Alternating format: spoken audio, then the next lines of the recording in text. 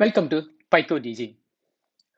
Here, I introduce the problem is sum of n natural numbers. So I have already completed using two approach. Method 1 is using the for loop. Method 2 using the formula n into n plus 1 divided by 2.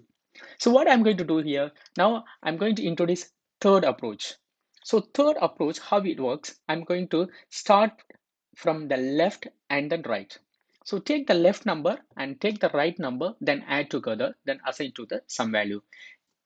Let's say we take example 1, 2, 4. Okay, 1, 2, 3, 4. So what I'm going to do, first I take the number 1 and number 4, then add together.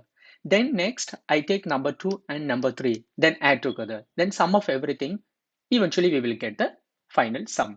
Okay, let's do def method 3, then n is an integer, then return is also int. So what we do, we take a sum is equal to 0.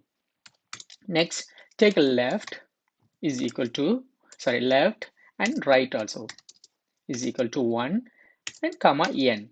So the right until the nth term. Then we introduce the while loop. Okay, so while left less than or equal right. So if left is less than or equal right, then the condition true, then we process the next step. Okay, so what we are going to do here, sum plus is equal to left plus right. Okay, so what will happen here? Initially, sum is equal to 0. Then left is 1. Then right is equal to 4. So 1 plus 4, then plus 0. So altogether is 5. Then the 5 values is assigned to some value. Next, what will happen? The left is equal to 2. Then right is equal to 3.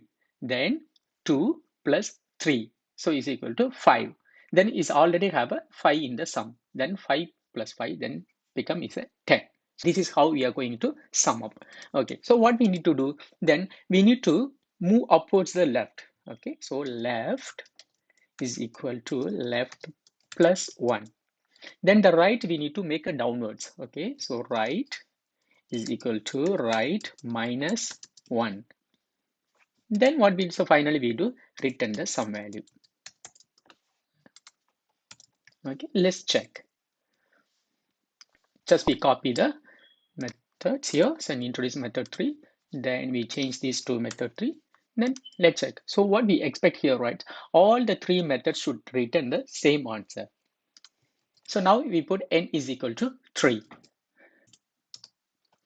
So first method return as a 6, second method return as a 6, but third method return as a 8.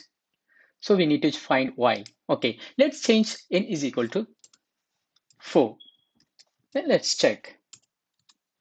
So all written as a 10. So all are same. What will be the issue when we use odd number? When the n is given as an odd number, then we need to do the special check. Then we sum up the final value. This is the challenge for you. Please try to solve this and put your solution in the comments. Next, we solve together. The code base is available in a GitHub. Please download it. Thanks for watching. See you soon.